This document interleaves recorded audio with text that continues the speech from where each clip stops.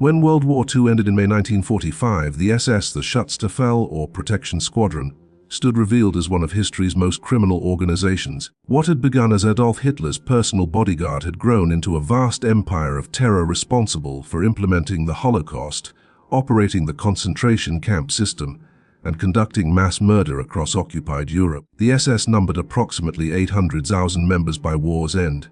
When Allied forces overran Germany, a critical question emerged: what would happen to all these men who had served in an organization dedicated to genocide and racial warfare? The answer turned out to be far more complicated and troubling than the simple narrative of justice might suggest. Some SS members were prosecuted at Nuremberg and subsequent war crimes trials, with the most notorious receiving death sentences. Others committed suicide to avoid capture. Thousands escaped to South America through organized networks known as ratlines. But perhaps most disturbingly, many SS members simply returned to ordinary civilian life in post-war Germany. Their crimes uninvestigated, their pasts overlooked in the rush to rebuild and move forward.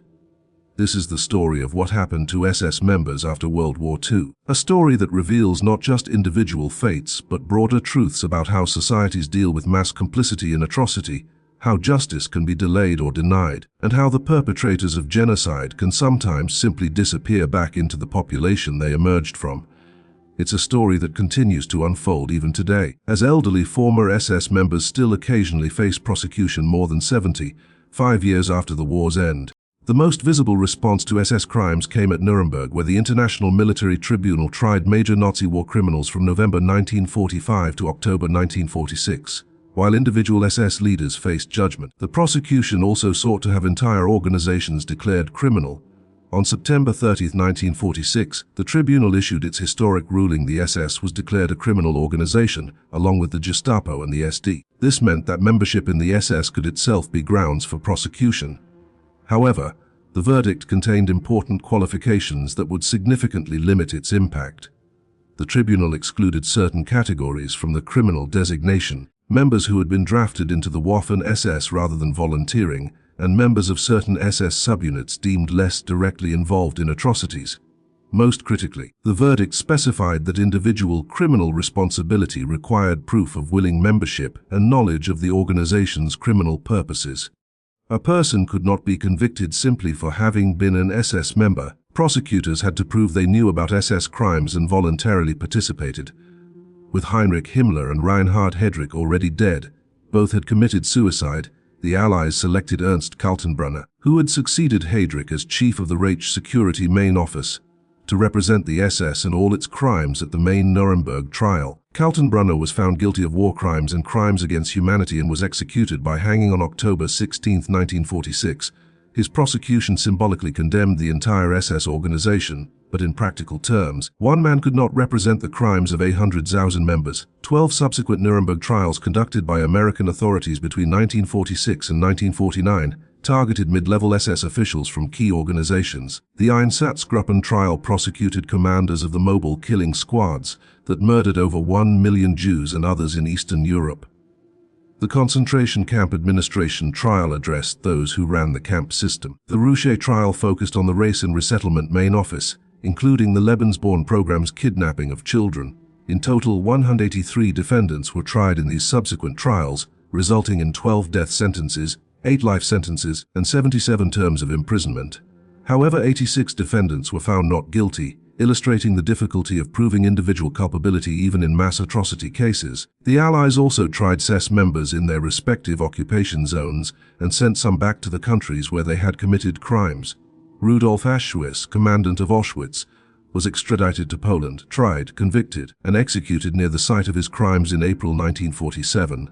Similar trials occurred across Europe as liberated nations sought justice for the atrocities committed on their soil. Yet the scale of prosecution was minuscule compared to the number of perpetrators. The mathematics were daunting. Hundreds of thousands of SS members had participated in or facilitated mass murder, but only a few thousand faced trial in the immediate post-war years. Recognizing the SS's criminal nature, Allied commanders issued orders for the automatic arrest of all SS personnel in occupied Germany. Between 1945 and 1950, more than 400,000 Germans were detained in internment camps without individual case reviews. These camps, ironically, sometimes used the same facilities that had held concentration camp prisoners just months before. An August 1945 investigation by Earl Harrison revealed that some liberated Holocaust survivors were still living behind barbed wire in camps guarded by soldiers, creating the shocking situation where victims and perpetrators inhabited similar spaces. The automatic arrest policy was part of a broader process called denazification, designed to purge Nazi influence from German society. All adults in occupied Germany had to complete detailed questionnaires called Fragebogen, revealing their political affiliations and wartime activities. Based on these responses, review tribunals called Schutzstaffel categorized individuals into groups ranging from major offenders to exonerated. SS members, by virtue of their organization's criminal designation, faced particular scrutiny and were often classified in the more serious categories. However, denazification quickly became overwhelmed by its own ambitions. The problem was straightforward. Millions of Germans had been involved with the Nazi Party or its organizations. Historians estimate that approximately 8 million people, roughly 10% of Germany's total population, had been Nazi Party members. The judicial system was filled with former Nazis because almost anyone qualified to serve as a judge or prosecutor had likely held some party affiliation. Finding enough clean Germans to staff review tribunals, rebuild the civil service, and operate essential functions proved impossible. In practice, denazification became increasingly perfunctory. Review tribunals, understaffed and overwhelmed, often accepted explanations and character references at face value. Former SS members claimed they had been coerced into joining, had played only minor roles, or had been unaware of the organization's criminal activities. These claims were often impossible to disprove without extensive investigation, and resources were limited. Many SS members received classifications that allowed them to return to normal life relatively quickly, particularly if they had specialized skills that the occupation authorities needed. The political context further complicated denazification. As the Cold War began, the Western Allies became more concerned with rebuilding Germany as a bulwark against Soviet communism than with thoroughly purging all former Nazis.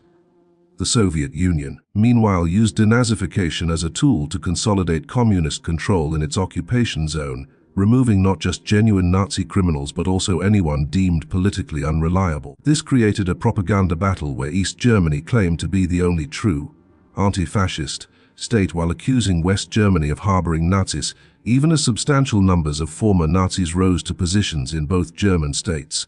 While some SS members faced justice and others navigated denazification, thousands chose a third option: escape.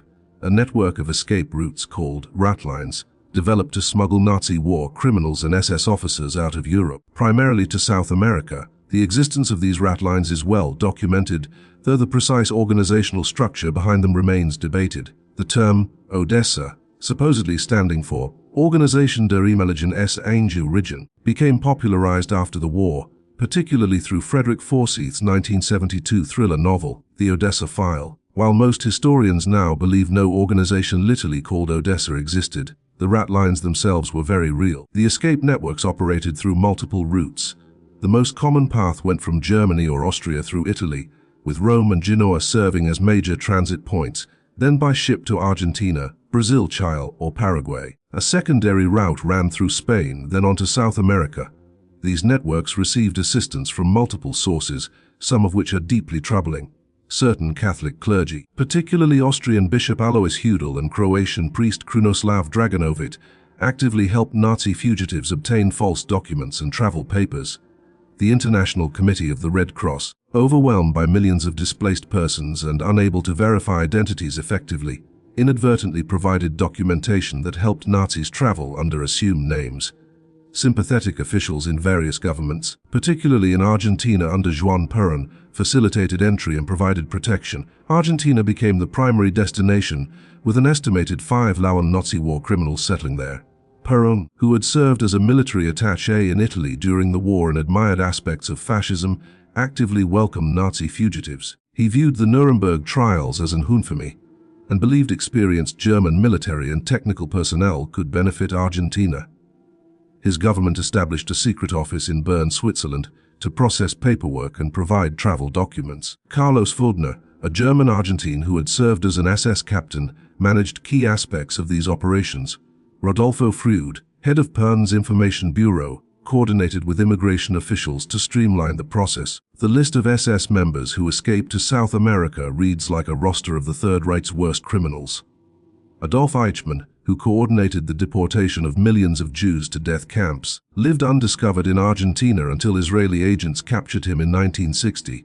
Joseph Mengele, the Auschwitz doctor who conducted horrific medical experiments, escaped to Argentina, then Paraguay, and finally Brazil, dying in 1979 without ever facing justice. Eric Preek, who participated in the Ardeatine Caves massacre of 335 Italian civilians, lived openly in Argentina for nearly 50 years before being extradited to Italy in 1995.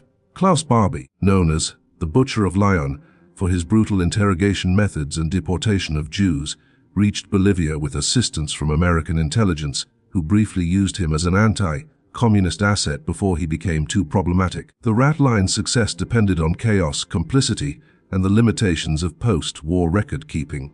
Germany's infrastructure was destroyed, records were scattered or burned, millions of people were displaced, and nobody had comprehensive lists of who had served in what SS units. A person with determination, money, and the right connections could obtain false papers and disappear into the mass of refugees. The Catholic Church's role remains particularly controversial. While some clergy helped out of misguided humanitarian concern for refugees regardless of their pasts, others appear to have been ideologically sympathetic to fascism or simply anti-communist enough to overlook Nazis' crimes.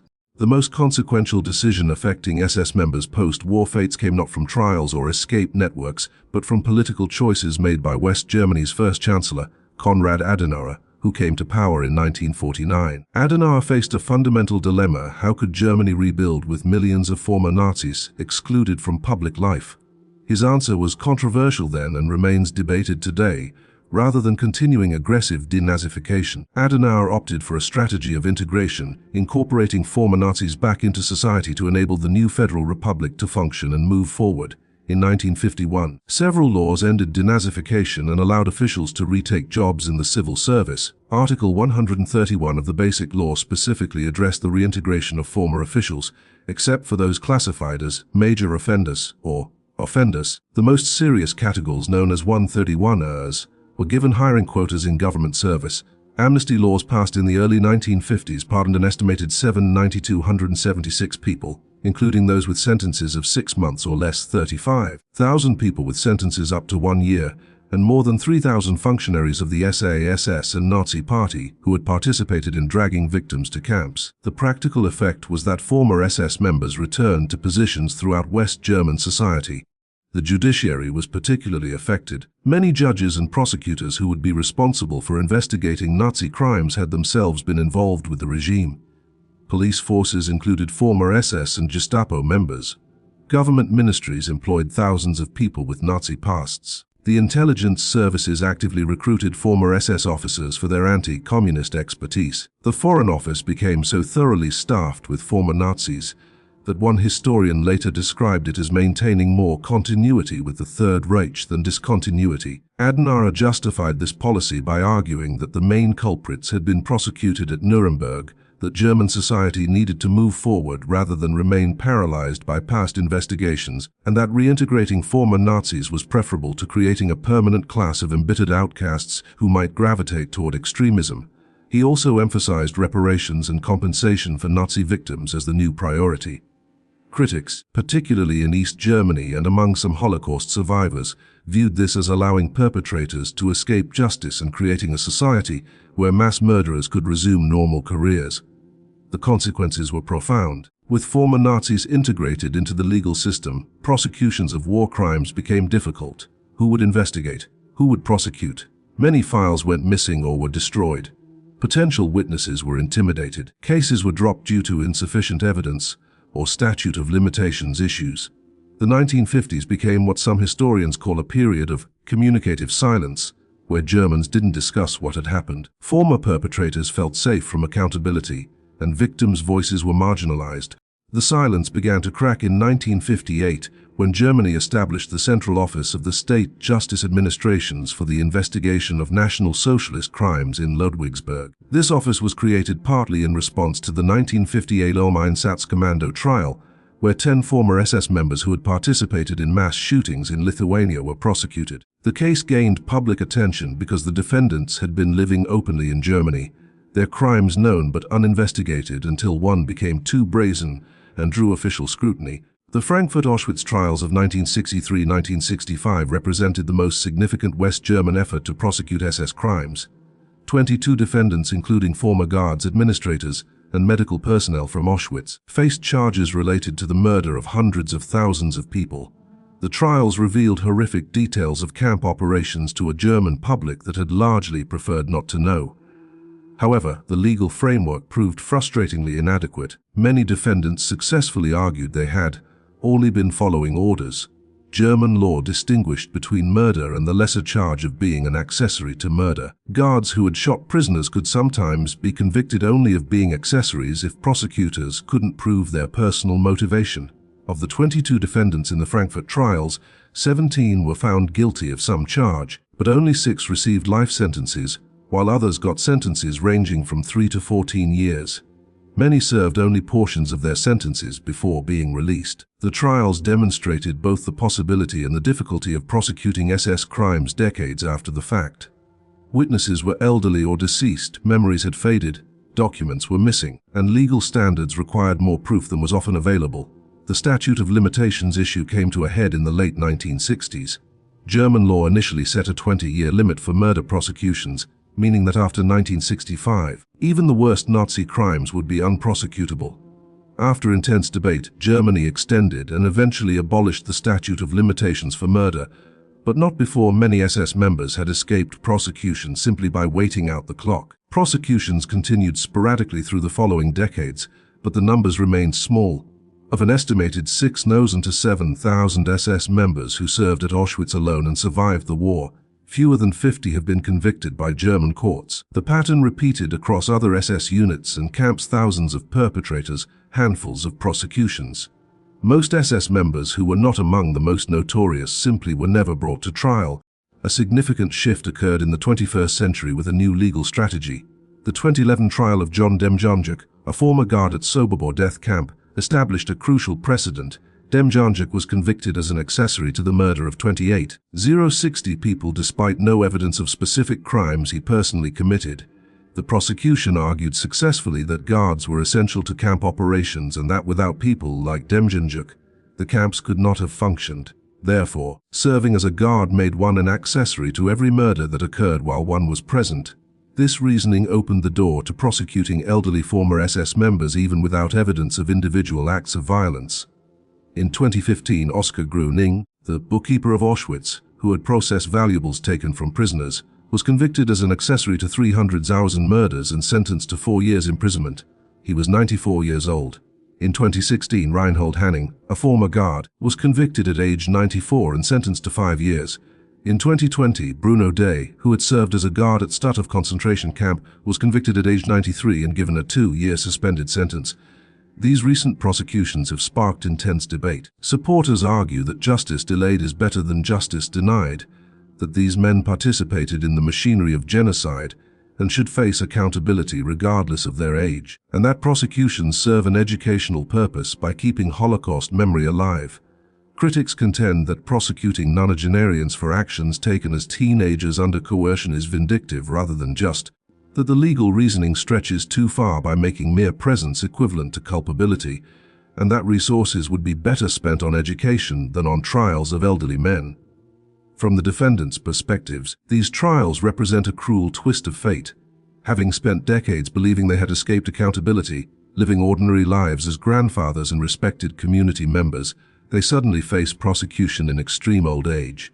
Some, like Gröning, have expressed remorse and acknowledged the horrors of the Holocaust. Others maintain they were simply following orders and had no choice.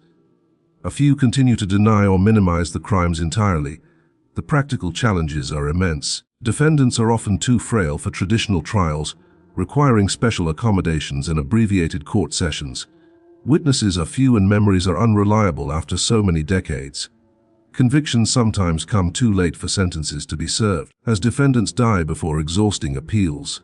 Yet the prosecutions continue, driven by survivors and their descendants who insist that SS crimes should never be forgotten or forgiven, and by prosecutors who believe that formal accountability, even if only symbolic at this point, serves an important societal purpose.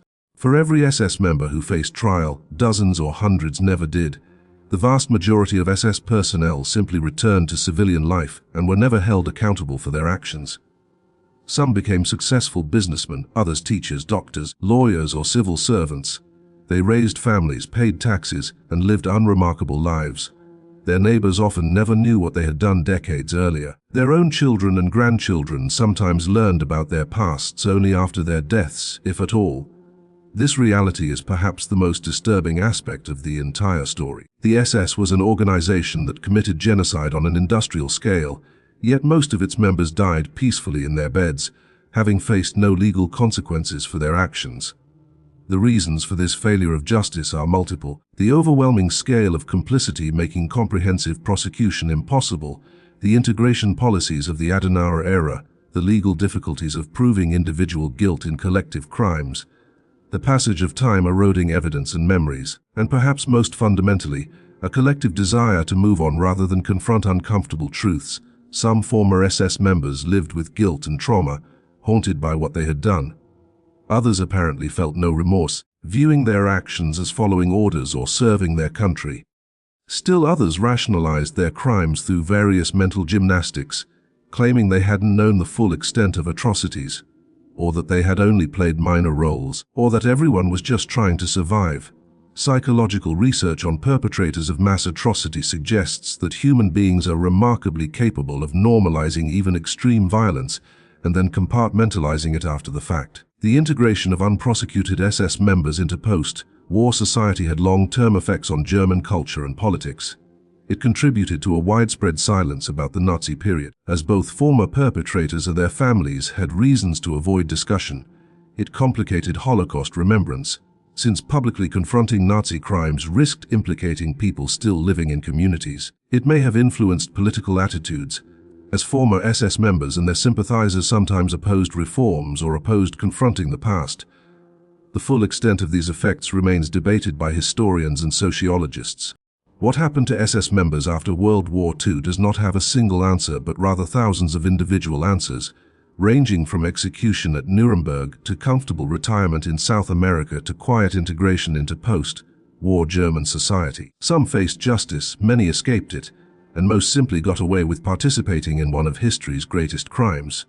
The pattern reveals uncomfortable truths about how societies handle mass atrocity, that comprehensive justice is often impossible due to the scale of complicity, that political considerations can override moral imperatives, that the passage of time favors perpetrators over victims, and that humans have a remarkable capacity to move on and forget.